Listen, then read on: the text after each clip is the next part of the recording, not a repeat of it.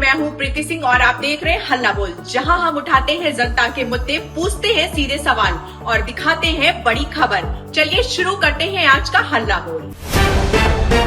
JPSC और JSSC परीक्षाओं में कथित अनियमितताओं और पेपर लीक के आरोपों को लेकर झारखंड में सियासत गर्मा गई है।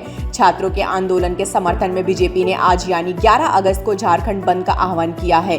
बीजेपी प्रदेश अध्यक्ष आदित्य साहू और पूर्व मुख्यमंत्री बाबूलाल मरांडी ने कहा कि पार्टी कार्यकर्ता छात्रों के समर्थन में सड़कों पर उतरेंगे। बीजेपी परीक्षा प्रक्रिया में कथित गड़बड़ियों, परीक्षाएं रद्द करने और पूरे मामले की सीबीआई जांच की मांग कर रही है। वहीं छात्रों पर हुई पुलिस कार्रवाई का भी पार्टी विरोध कर रही है।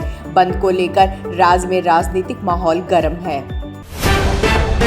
पूर्व प्रधानमंत्री मनमोहन सिंह को कोयला ब्लॉक आवंटन मामले में सुप्रीम कोर्ट से मिली राहत के बाद कांग्रेस की वरिष्ठ नेता सोनिया गांधी ने उनकी विरासत को याद किया है। सोनिया गांधी ने कहा कि इतिहास मनमोहन सिंह को एक शांत, सौम्य लेकिन बेहद महत्वपूर्ण प्रधानमंत्री के तौर पर याद रखेगा।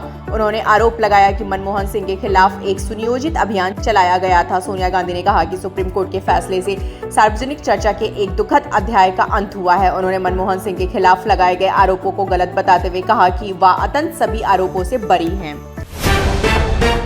इस बार स्वतंत्रता दिवस समारोह में लाल किले से वंदे मातरम को लेकर खास तैयारी की जा रही है। देश इस वर्ष वंदे मातरम की 150वीं वर्षगांठ मना रहा है और 80वें स्वतंत्रता दिवस समारोह में इसे मुख्य थीम के तौर पर प्रस्तुत किया जा रहा है। जानकारी के मुताबिक लाल किले की प्राचीर से वंदे मातरम के सभी 6 छंदों की प्रस्तुति होगी। भारतीय वायुसेना भी समारोह के लिए विशेष तैयारी कर रही है। बताया जा रहा है कि एक हेलीकॉप्टर बड़े राष्ट्रीय ध्वज के साथ उड़ान भरेगा। संसद में भी हाल ही में वंदे मातरम को लेकर चर्चा हुई थी।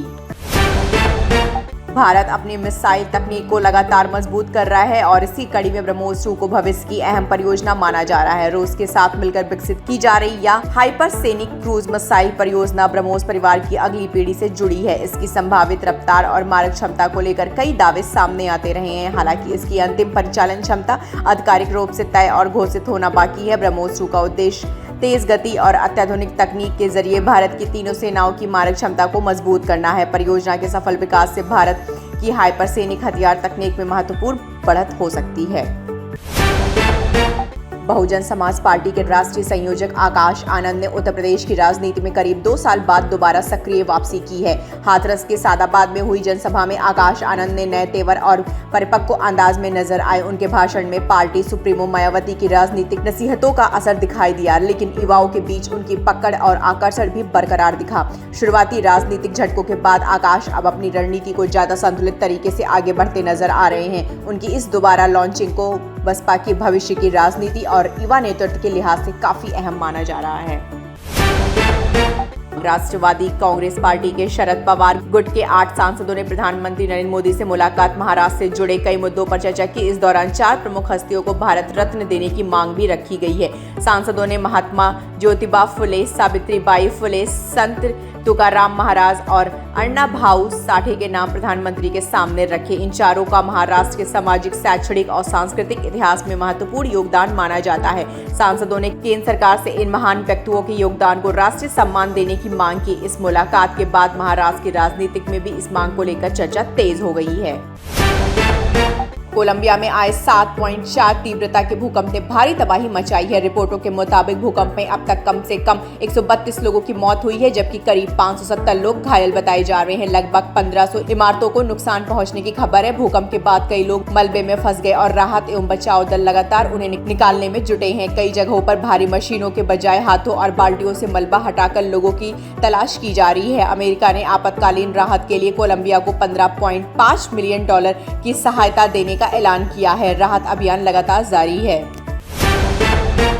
देश के कई हिस्सों में मानसून का जोर जारी है और आज भी भारी बारिश का अलर्ट है। मौसम विभाग के मुताबिक पूर्वी राजस्थान और हिमाचल प्रदेश में कुछ स्थानों पर भारी से बहुत भारी बारिश हो सकती है। दिल्ली, एनसीआर, पंजाब, हरियाणा, उत्तराखंड, जम्मू कश्मीर, उड़ीसा, गुजरात, मध्य प्रदेश और पूर्वोत्तर के कई राज्यों में भी तेज बारिश की संभावना है। कई इलाकों में गरज चमक के साथ तेज हवाएं चल सकती हैं। लगातार बारिश के कारण नदियों और निचले इलाकों में जल स्तर बढ़ने से बाढ़ का खतरा भी बना हुआ है। प्रशासन ने लोगों से सतर्क रहने और मौसम संबंधी अपडेट पर नजर रखने की अपील की है। पूर्व भारतीय क्रिकेट कप्तान और बंगाल क्रिकेट संघ के अध्यक्ष सौरभ गांगुली और उनकी पत्नी डोना गांगुली को जान से मारने की धमकी मिलने के बाद कोलकाता पुलिस ने जांच शुरू कर दी है। रिपोर्ट के मुताबिक गांगुली के कार्यालय में सोमवार को 2 धमकी भरे पत्र पहुंचे। गांगुली ने पुलिस में शिकायत दर्ज कराई है और बताया कि उन्हें पिछले कुछ महीनों से लगातार धमकी भरे पत्र मिल रहे हैं। पुलिस अब कुरियर रिकॉर्ड, मोबाइल नंबर और सिम कार्ड की गतिविधियों की जांच कर रही है। जांच एजेंसियां यह पता लगाने की कोशिश कर रही हैं कि धमकी भरे पत्र किसने भेजे और इसके पीछे क्या वजह है। सिने एंड टीवी आर्टिस्ट एसोसिएशन यानी CINTAA में चल रहा विवाद अब खुलकर सामने आ गया है। संस्था की अध्यक्ष और अभिनेत्री पूनम ढिल्लों ने अपने ऊपर लगे पद के गलत इस्तेमाल के आरोपों पर जवाब दिया है। हाल ही में CINTAA के 8 सदस्यों के इस्तीफे के बाद विवाद और गहरा गया था। अभिनेत्री उपासना सिंह ने वीडियो जारी कर पूनम ढिल्लों और पद्मनी पर गंभीर आरोप लगाए थे। अब पूनम ढिल्लों ने सदस्यों के इस्तीफे, CAWT को लेकर मतभेद और अपने खिलाफ लगाए गए आरोपों पर अपनी सफाई दी है। उन्होंने कहा कि उनकी इज्जत और ईमानदारी उनके लिए बेहद महत्वपूर्ण है। सवाल उठते रहेंगे, सच सामने आता रहेगा। इसी उम्मीद के साथ आज के हल्ला बोल से मुझे दीजिए अनुमति। नमस्कार।